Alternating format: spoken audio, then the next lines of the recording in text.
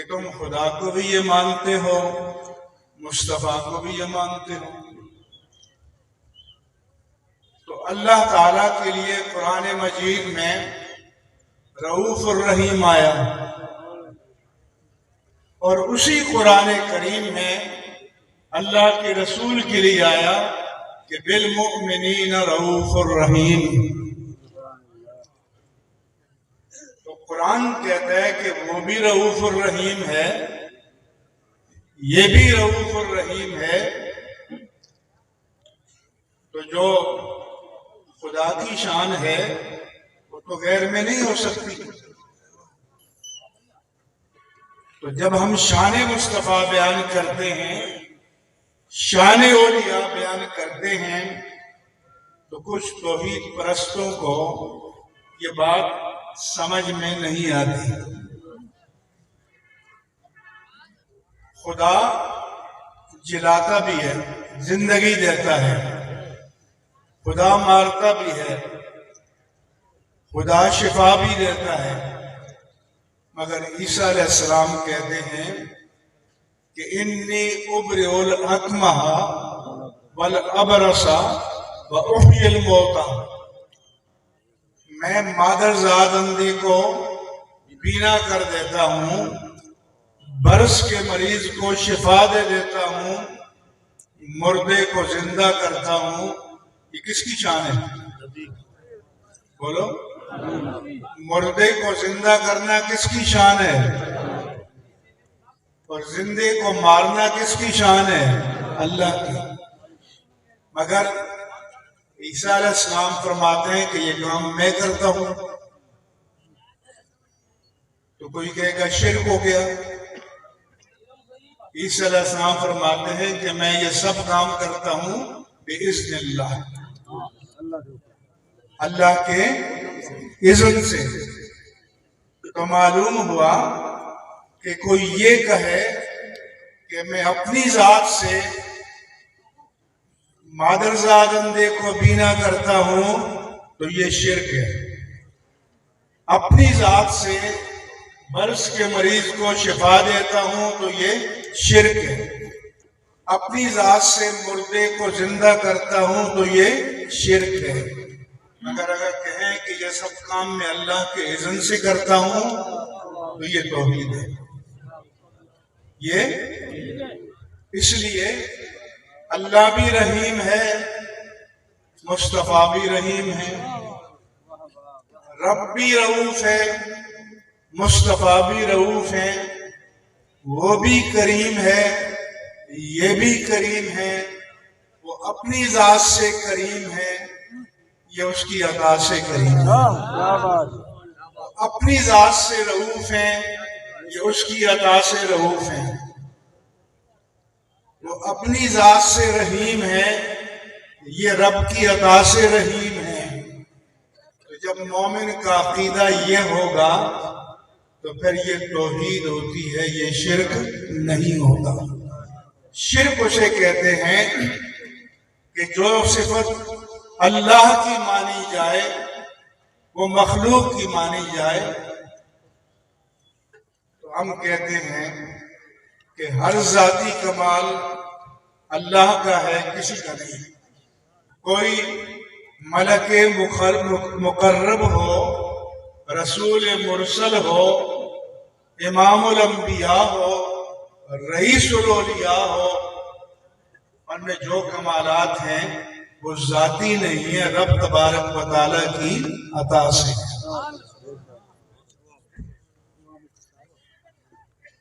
اس لیے علامہ کاظمی صاحب رحمہ اللہ تعالیٰ نے ایک مرتبہ بیان کیا وَمَا أَرْسَلْنَاكَ إِلَّا رَحْمَةً لِلْعَالَمِينَ، اے پیارے حبیب، ہم نے آپ کو جہانوں کے لیے رحمت بنا کر بھیجا۔ مفسرین نے لکھا کہ یہاں رحمت راحم کے معنی میں ہے، رحمت کرنے والا بنا کر بھیجا۔ اور رحمت کے معنی کیا ہے؟ کہ کسی کو دکھ میں دیکھیں، کرب میں دیکھیں، درد میں دیکھیں، تکلیف میں دیکھیں تو دل پسیج جائے اور اس کے دکھ کو دور کر دیں۔ اللہ تعالیٰ دل سے بھی پاک ہے، اللہ کو جب رحیم کہیں گے وہ دکھوں کا مداوع کرتا ہے۔ لیکن بتایا کہ جب ہم کہتے ہیں کہ جس کائنات کے ذرے کے لیے اللہ رب ہے، اس کے لیے اللہ کے حبیب رحمت ہیں۔ لیکن مجھے بتاؤ کہ آپ میں سے کسی کو تکلیف ہے، کرنل صاحب اس تکلیف کو دور کر سکتے ہیں، لیکن کرنل صاحب کو پتہ ہی نہیں ہے تو تکلیف دور کر لیں گے؟ بولو۔ تو پھر رحمت ہونے کا لازمی تقاضا ہے کہ ہر ایک کی تکلیف کا بھی پتہ ہو،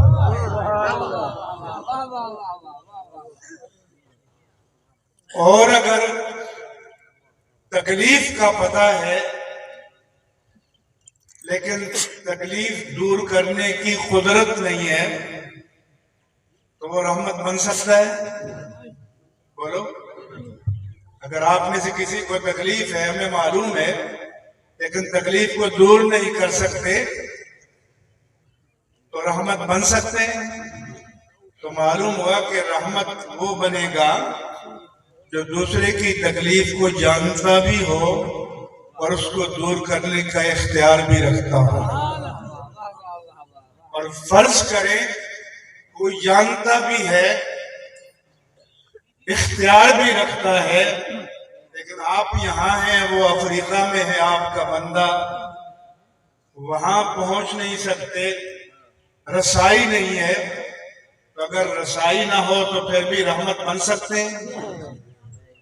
بتایا کہ جب ہم کہتے ہیں کہ اللہ کے حبیب کائنات کے ہر ذرے کے لیے رحمت ہیں، تو ہر ایک کا حال بھی جانتے ہیں، ہر ایک پر اختیار بھی رکھتے ہیں، ہر ایک پر رسائی بھی رکھتے ہیں۔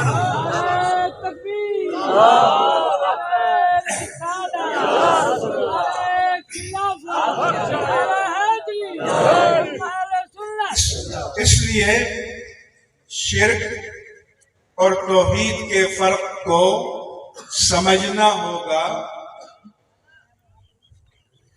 میں امریکہ میں گیا، نیو جرسی میں، ہمارے دوستوں نے کہا کہ ہمارے مفتی صاحب آئے ہیں، آپ کی مسجد میں ہم میلاد کا جلسہ رکھنا چاہتے ہیں۔ وہ ہندوستان کے مسلمان تھے، doctor, professor, I T specialist, پڑھے لکھے۔ انہوں نے کہا ہماری مسجد میں آپ سیرت النبی کا جلسہ رکھ سکتے ہیں، میلاد النبی کا نہیں رکھ سکتے۔ میں نے کہا ان سے کہیں کہ آپ کی شرط قبول ہے، میلاد النبی کا جلسہ ہوگا۔ جب میں گیا تو میں نے کہا کہ gentleman, you have had some reservation about میلاد النبی, but I don't have any reservation about سیرت النبی۔ میں نے کہا تمہیں میلاد النبی کے بارے میں تحفظات تھے، مگر مجھے سیرت النبی کے بارے میں کوئی تحفظ نہیں ہے۔ سو یہ جلسہ ہے سیرت النبی ہے۔ میں نے کہا let me ask you what is سیرت۔ اب آپ مجھے بتائیں کہ سیرت ہے کیا؟ سیرت کسے کہتے ہیں؟ میں نے کہا the seerah is when a person was born, how was he when he was a baby, how was he when he was a child, how was he when he was a boy, how was he when he was a young man, how was he when he was a perfect old man۔ میں نے کہا سیرت تو یہ ہے ایک بندہ کب پیدا ہوا، اس کا بچپن کیا تھا، لڑکپن کیسا تھا، جوانی کیسی تھی، بڑھاپا کیسا تھا، what was his attitude towards others in all these stages of life۔ زندگی کے ان تمام مراحل میں اس کے دوسروں سے برتاؤ کیا تھا۔ تو میں نے کہا when there is no birth there is no سیرت۔ میں نے کہا اگر پیدائش نہیں ہے تو سیرت بھی نہیں ہے.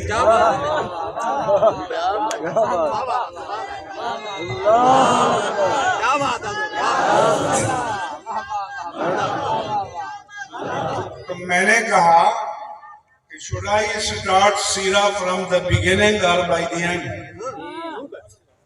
میں سیرت کو آخر سے بیان کروں یا پہلے سے بیان کروں؟ میں نے کہا پہلے سے. میں نے کہا the beginning is birth, the birth is میلاد. جب سیرت شروع سے بیان کریں گے تو شروع تو میلاد سے ہوتا ہے. میں نے کہا کروں یا نہ کروں؟ میں نے کہا کریں. میں نے کہا میلاد.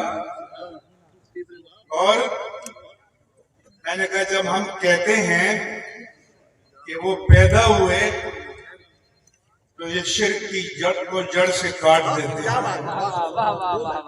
کیوں کہ قل هو اللہ احد اللہ الصمد لم یلد ولم یولد، کہ وہ اللہ ایک ہے، وہ بے نیاز ہے، نہ اس سے کوئی پیدا ہوا نہ وہ کسی سے پیدا ہوا. تو میں نے کہا ظالموں، جب ہم کہتے ہیں کہ اللہ کے رسول پیدا ہوئے تو شرک تو ختم ہو گیا. میں نے کہا میلاد کو تم شرک کہتے ہو، حالانکہ میلاد تو شرک کو جڑ سے کاٹ دیتا ہے.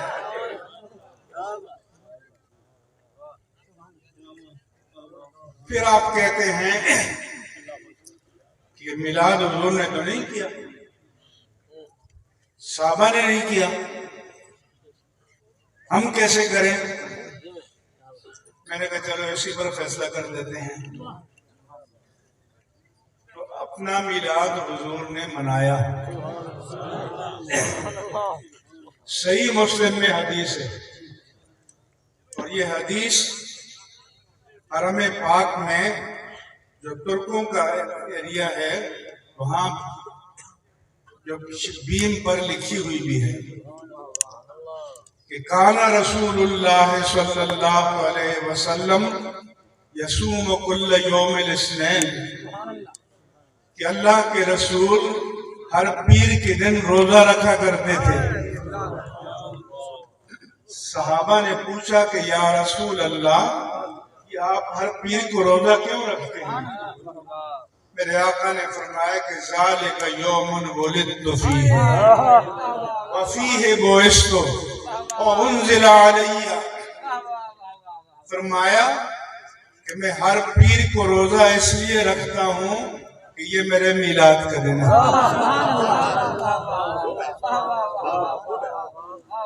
اور اسی دن میری نبوت کا اعلان ہوا. کیونکہ غار حرا میں جو پہلی وحی نازل ہوئی یہ عطائے نبوت نہیں تھا، یہ اعلان نبوت تھا، یہ ڈکلیریشن آف پرافٹ تھا، یہ نبوت کا اعلان تھا. تو میرے آقا نے فرمایا کہ میں اپنے میلاد کی خوشی میں ہر پیر کو روزہ رکھتا ہوں. ایک مرتبہ میں رویت ہلال کا اعلان ہم کر رہے تھے ابھی بینک پلازا کراچی میں. مجھے میڈیا نے کہا کہ آپ کچھ اس میلاد النبی کے مہینے کے بارے میں کہہ دیں. میں نے حضور کی حدیث بیان کر دی کہ حضور کی حدیث تو یہ ہے کہ آپ کی میلاد کی خوشی منائی جائے، کیونکہ ہمارے ساتھ اہل حدیث بھی ہوتے ہیں. انہوں نے کہا جی پھر آپ یہ کہیں کہ روزہ رکھا جائے. میں نے کہا ایکسپٹڈ.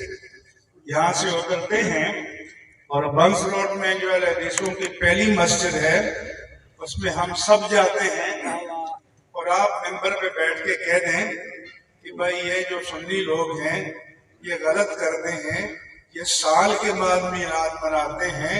سنت مصطفیٰ تو یہ ہے کہ ہر پیر کو میلاد منایا جائے.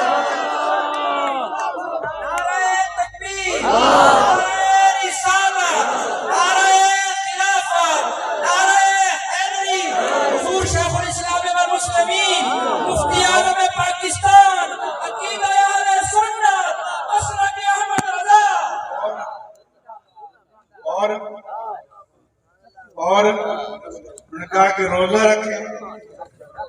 میں نے کہا یہ بھی قبول ہے، جو روزہ رکھتا ہے وہ روزہ رکھے، جو نوافل پڑھ سکتا ہے وہ نوافل پڑھے، جو تلاوت اذکار درود تسبیحات پڑھ سکتا ہو وہ یہ پڑھے، جو آج لنگر دے سکتا ہو وہ یہ دے دے، جو توفیق کو دے دوں، سب صورتیں جائز ہیں۔ اور میں نے کہا کہ حضرت یحییٰ علیہ السلام فرماتے ہیں، حضرت کے بارے میں اللہ فرماتا ہے کہ سلام علیہ یوم ولدا و یوم یموت و یوم یبعث حیا، ان پر سلام ہو جس دن وہ پیدا ہوئے، جس دن وصال ہوگا، جس دن قیامت میں اٹھایا جائے گا۔ اور عیسیٰ علیہ السلام اپنے بارے میں فرماتے ہیں السلام علیہ یوم ولدت و یوم اموت و یوم ابعث حیا، مجھ پر سلام ہو جس دن میں پیدا ہوا، جس دن میرا وصال ہوگا، جس دن مجھے قیامت میں اٹھایا جائے گا۔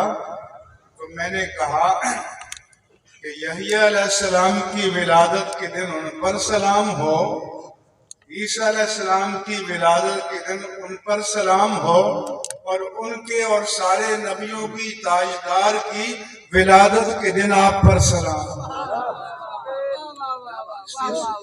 سلام پڑھ لو، قرآن کو مانتے ہو تو قرآن پر عمل کر لو، یہ بھی ہمیں قبول ہے، کوئی جھگڑے کی بات نہیں ہے۔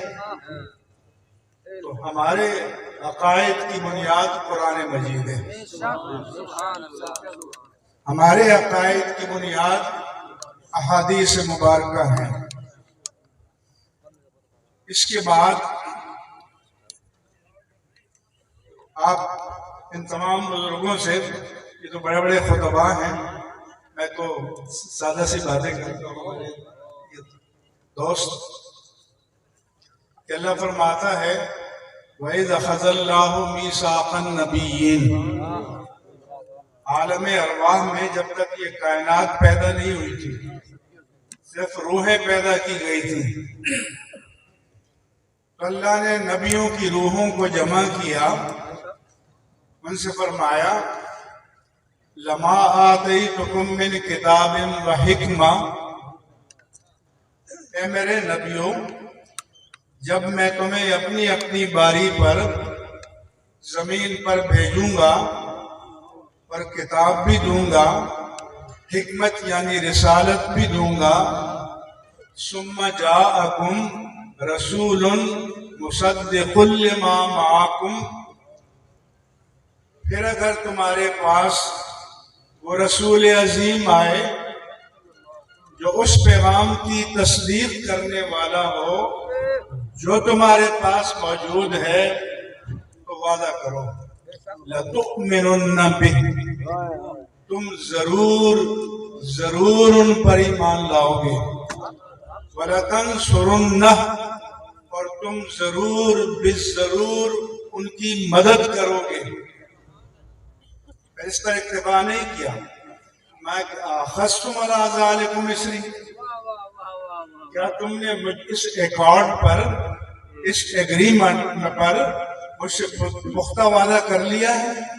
وَقُولُوا اشْهَدُوا، اب تم ایک دوسرے پر گواہ بنو، وَأَنَا مَعَكُمْ مِنَ الشَّاهِدِينَ، اور میں بھی تمہارے ساتھ گواہ ہوں۔ اب یہاں سوال پیدا ہوتا ہے کہ اللہ کو تو پتا تھا کہ حضور نے ان کے زمانے میں نہیں آنا تھا،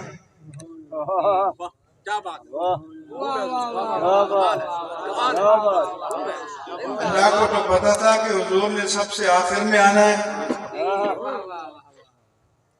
تو پھر ہی ان سے پیمان کیوں لیا جا رہا ہے؟ معلوم ہوا کہ ان کی نبوت کی لازمی شرط یہ ہے کہ وہ خاتم النبیین پر ایمان لائیں، اور نہ صرف ایمان لائیں بلکہ آپ کے چرچے کرتے ہوئے جائیں، آپ کا ڈنکا بجاتے ہوئے جائیں۔ امام اہل سنت کا ترجمہ کیا فَاذْكُرُونِي أَذْكُرْكُمْ، اے میرے بندو تم مجھے یاد کرو، اور علماء نے بعد نے کیا کہ میں تمہیں یاد کروں گا۔ امام اہل سنت نے کیا تم مجھے یاد کرو میں تمہارا چرچا کروں گا۔ 1,24,000 یا کم و بیش انبیاء کرام کی ڈیوٹی یہ تھی کہ اپنے اپنے دور میں خاتم النبیین کا چرچا کرتے ہوئے جائیں۔ وَكَانُوا مِنْ قَبْلُ يَسْتَفْتِحُونَ عَلَى الَّذِينَ كَفَرُوا۔ اللہ فرماتا ہے کہ میرے آقا کی آمد سے پہلے، بات کی بات نہیں ہے، پہلے جب سابق انبیاء کرام کی امتوں کا اس دور کے کافروں سے ان کی جنگ ہوتی اور لگتا کہ کافر غالب آ جائیں گے، تو قرآن کہتا ہے، وہ کہتے ہیں کہ یا اللہ نبی آخر زمان کے وسیلے سے فتح عطا فرما، آپ کی آمد سے پہلے، اور پھر اللہ ان کو فتح عطا فرماتا ہے۔ یہ الگ بات ہے کہ فَلَمَّا جَاءَهُم مَّا عَرَفُوا كَفَرُوا بِهِ فَلَعْنَةُ اللَّهِ عَلَى الْكَافِرِينَ، جب رسول ان کے پاس آ گئے اور پہچان بھی لیا اور پھر انکار کیا، اس لیے مقام مصطفیٰ یہ ہے، یہ اہل سنت کا عقیدہ ہے کہ آپ کا تذکرہ ساری آسمانی کتابوں میں موجود ہے۔ اس کے بعد مسئلہ آپ کے صحابہ کرام کا۔ اللہ تبارک و تعالی قرآن مجید میں بیان فرماتا ہے کہ محمد الرسول اللہ، محمد اللہ کے رسول ہیں، والذین معہ، اور جو آپ کے ساتھ ہیں، اشداء علی الکفار، کافروں کے مقابلے میں انتہائی سخت ہیں، رحماء بینہم، آپس میں ایک دوسرے پر شفیق ہیں، رحیم ہیں، کریم ہیں، مہربان ہیں، تراہم رکعاً سجدا، اے مخاطب تم جب بھی دیکھو گے یا ان کو حالت سجدہ میں پاؤ گے یا حالت رکوع میں پاؤ گے۔ کس کو؟ اصحاب رسول کو۔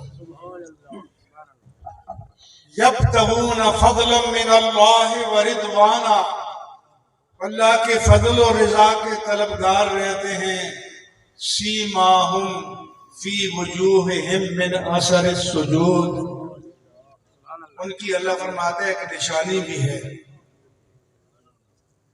اصحاب مصطفیٰ کی کیا ہے نشانی، کہ چہروں پر سجدوں کے آثار ہوں گے، چہرے چمک رہے ہوں گے۔ ام المومنین عائشہ صدیقہ رضی اللہ عنہا نے آقا و مولا سے پوچھا کہ حشر کے میدان میں 1,24,000 یا کم و بیش انبیاء کرام کی امتیں ہوں گی، تو آپ کی امت کی پہچان کیا ہوگی؟ گم تو نہیں ہو جائے گی؟ فرض کرو اگر ایک میدان میں 200 ملکوں کی فوجیں ہوں تو ان کی یونیفارم سے پہچانتے ہیں، تو میرے آقا نے فرمایا کہ نہیں، میری امت کی یونیفارم الگ ہوگی، وہ غر محجل ہوں گے، ان کے وضو کے اعضاء چمک رہے ہوں گے، نورہم یسعی بین ایدیہم و بایمانہم، جدھر جائیں گے آگے بھی نور اور دائیں جانب بھی نور ہوگا۔ اس سے وہ گھٹا مراد نہیں ہے، کیا مراد ہے؟ نور ہوگا۔ اللہ فرماتا ہے ذالک مثلہم فی التوراۃ، اصحاب رسول کی یہ مثال کہاں بیان کی ہے؟ تورات میں۔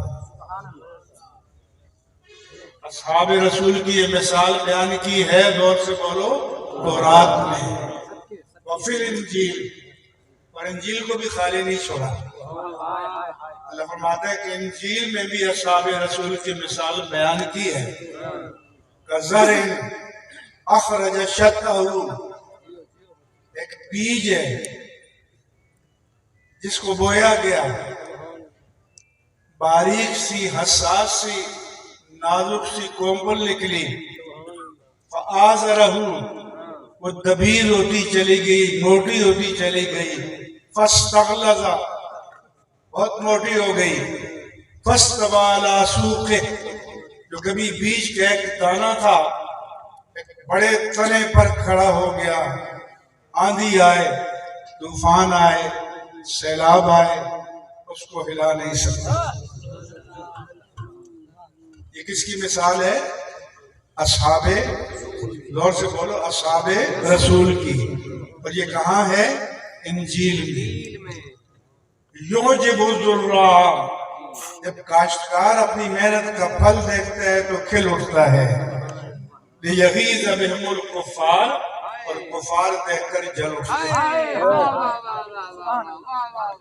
اب بیج کیا ہے؟ ایمان۔ کھیتی کیا ہے؟ اصحاب رسول کے قلوب۔ سبحان اللہ، سبحان اللہ۔ کاشتکار کون ہے؟ تاجدار کائنات۔ تو میرے آقا کی تاریخ بھی پچھلی کتابوں میں اور اصحاب رسول کی تاریخ بھی پچھلی کتابوں میں موجود ہے۔ اب آج کل ایشو کیا ہے کہ کچھ لوگ، ایک تو دشمن سامنے ہوتا ہے نا، ایک مارے آستین ہوتا ہے کہ اندر چھپ کر ڈیمیج کرتے ہیں۔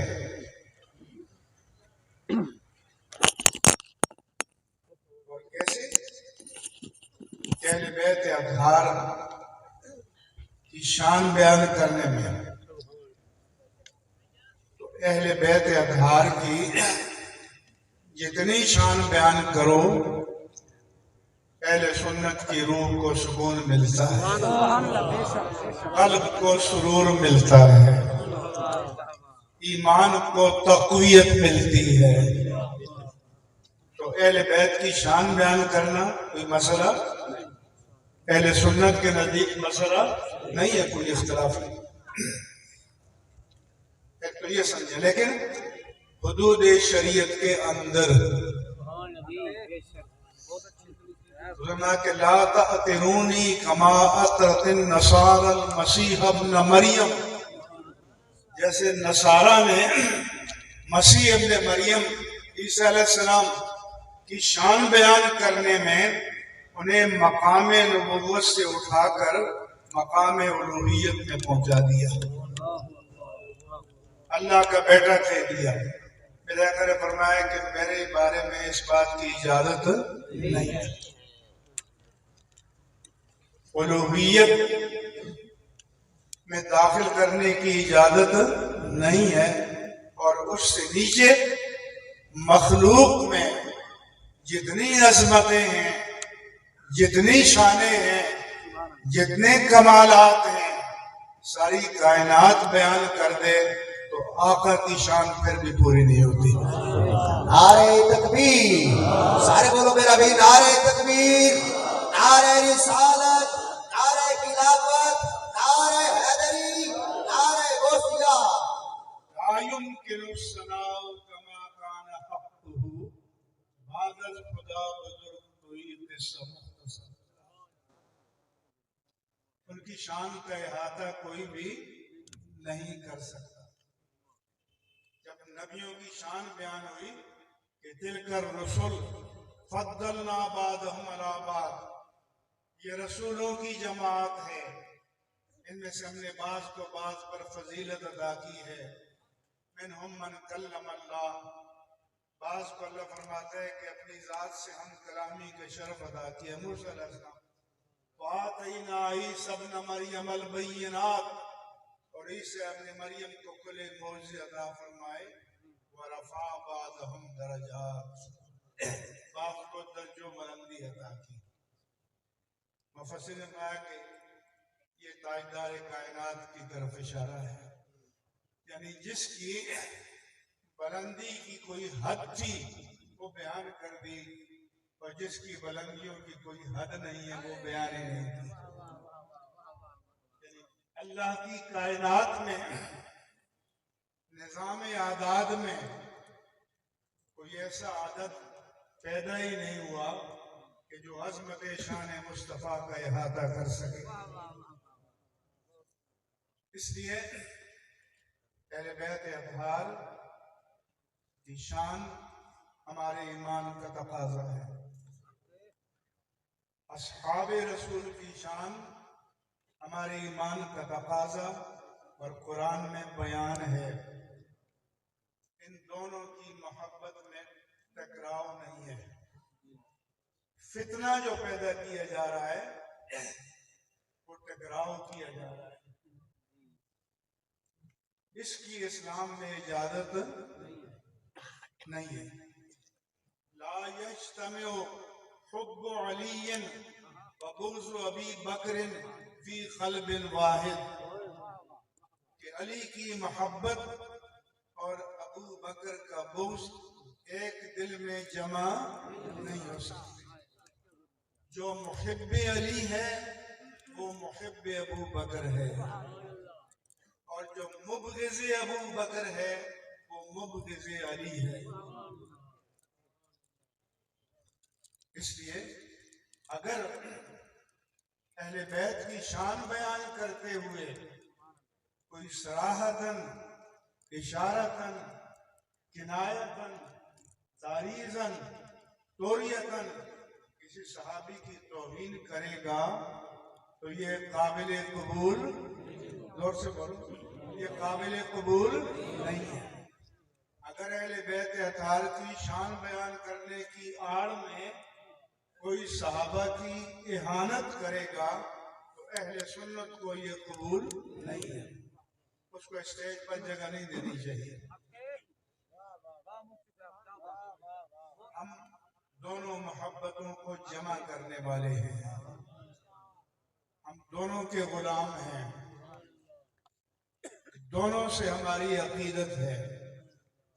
لیکن جب اسٹیج پر کوئی صدر بن کے بیٹھا ہو اور یہ کہا جائے کہ میں سید ہوں، آل رسول ہوں، اور میرا نسب بیان ہوگا فلاں من فلاں من فلاں، 1400 سال کا سفر طے کر کے بن امام زین العابدین، بن امام حسین، بن علی، بن ابو طالب، محمد تو آئے نہیں، محمد کو ابو طالب نے ضم کر دیا، تو محمد اب ضم ہونے کے لیے آئے تھے؟ زور سے بولو، محمد ضم ہونے کے لیے آئے تھے؟